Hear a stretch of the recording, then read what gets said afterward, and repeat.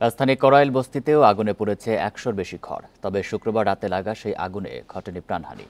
বস্তিবাসীর দাবি, gas cylinder থেকেই সে আগুনের সূত্রপাত।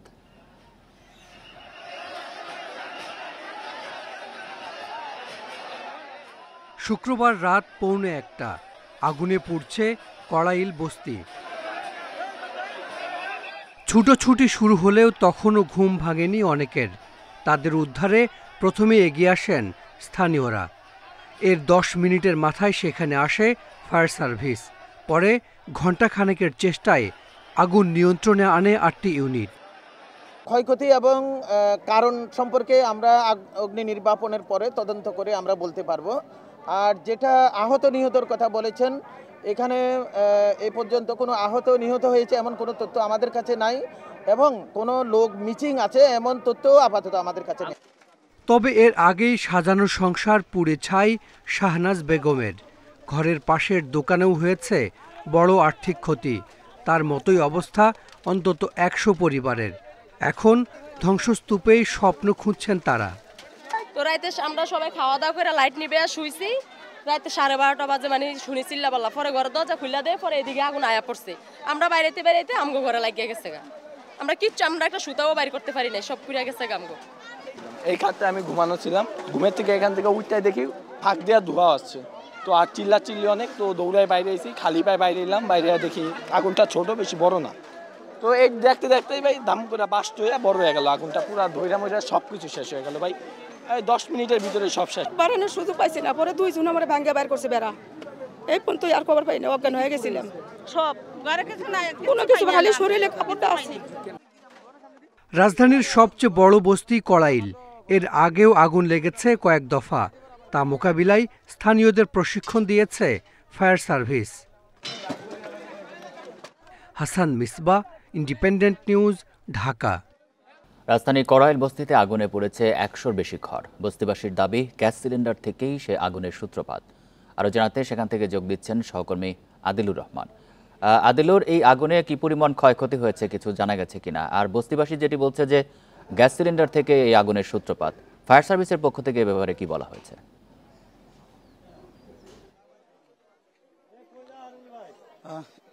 দেখুন, করাইল বস্তির যারা বাসিন্দারা আছেন এবং যারা ক্ষতিগ্রস্ত হয়েছেন, তারা নিশ্চিত হতে পেরেছেন যে গ্যাস সিলিন্ডার থেকেই তাদের এই আগুনের সূত্রপাতটি হয়েছে। এবং এই করাইল বস্তির বাসিন্দাদেরকে আগুন নিয়ন্ত্রণের ব্যাপারে, অর্থাৎ প্রাথমিকভাবে আগুন যখন আসলে লেগে যায়, তখন প্রাথমিকভাবে আগুন নেভানোর জন্য তাদেরকে এক ধরনের প্রশিক্ষণ এরই মধ্যে দেয়া হয়েছে, কয়েক দফা দেয়া হয়েছে।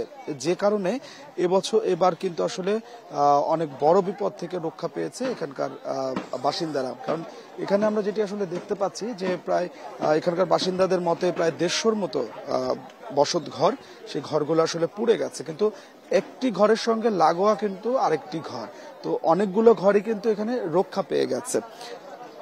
ফায়ার সার্ভিসের পক্ষ থেকে যেটা আসলে বলা হচ্ছে যে ফায়ার সার্ভিস প্রাথমিকভাবে ধারণা করছে যে এই গ্যাসের যে চুলা, সেই গ্যাসের চুলা থেকেই বা গ্যাসের সিলিন্ডার থেকেই আগুনের সূত্রপাতটি হয়েছে।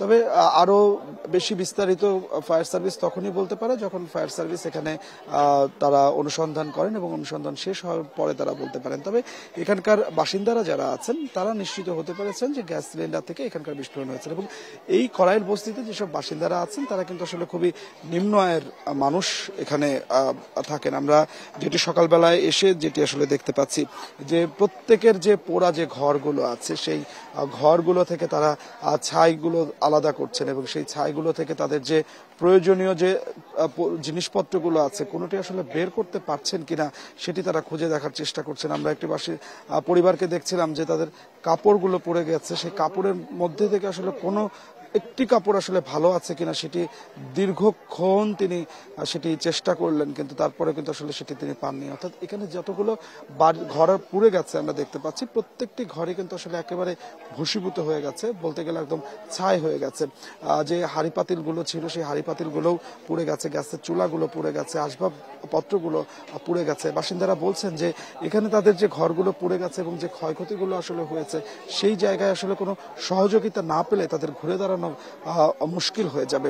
তার কারণ হচ্ছে এখানে কেউ বাসাবাড়িতে কাজ করেন, কেউ রিক্সা চালান, কেউ দিনমজুর, এই ধরনের মানুষগুলো এখানে বসবাস করেন। আমরা এখানকার বাসিন্দারা যারা আছেন তাদের সাথে যখন কথা বলছিলাম, তাদের কাছে জানতে চেয়েছিলাম যে এখন পর্যন্ত আসলে সরকারি কোনো সংস্থার পক্ষ থেকে তাদেরকে কোনো আশ্বস্ত বা কোনো সহযোগিতা দেওয়া হয়েছে কিনা। তার কারণ হচ্ছে বিভিন্ন সময় আমরা দেখেছি যে এই বস্তিগুলোতে আগুন লাগার পরে সিটি কর্পোরেশন বা দুর্যোগ মন্ত্রণালয় তারা প্রাথমিকভাবে তাদেরকে কিছু ক্ষতিপূরণ দিয়ে থাকে বা ঘর তোলার জন্য কিছু অর্থ সহযোগিতা করে থাকে। তবে এখন পর্যন্ত আসলে সিটি কর্পোরেশন বা দুর্যোগ মন্ত্রণালয় কোনো জায়গা থেকেই কিন্তু আসলে তাদেরকে কোনো ধরনের কোনো সহযোগিতা প্রদান করা হয়নি।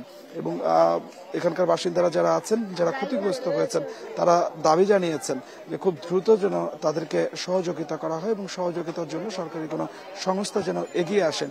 যদি এগিয়ে না আসে তাহলে সেক্ষেত্রে তাদের ঘুরে দাঁড়ানো এবং তাদেরকে আবার নতুন ঘর তৈরি করে সেই জায়গায় তাদের বসবাস করাটা কিন্তু অনেকটা কষ্টসাধ্য হয়ে যাবে, মুশকিল হয়ে যাবে।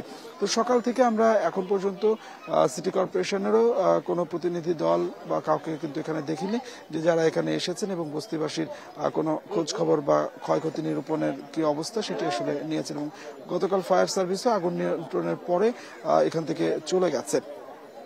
আপনাকে যদি আসলে একটু বলি যে গতকাল রাত 12:44 ফায়ার সার্ভিসের তথ্য মতো এখানে আগুন লাগার খবর পায় এবং এরপরে 8টি ইউনিট এখানে কাজ করে 1:35 আগুন নিয়ন্ত্রণে আনে। তো এই যে প্রায় 1 ঘন্টার যে আগুন, সেই 1 ঘন্টার আগুনের মধ্যেই কিন্তু আসলে 150 পরিবার নিঃস্ব হয়ে গেছে। আমার কাছে করাইল বস্তি থেকে এটি ছিল এখনকার সবশেষ। করাইল বস্তি থেকে জানাচ্ছেন সহকর্মী আদিলুর রহমান।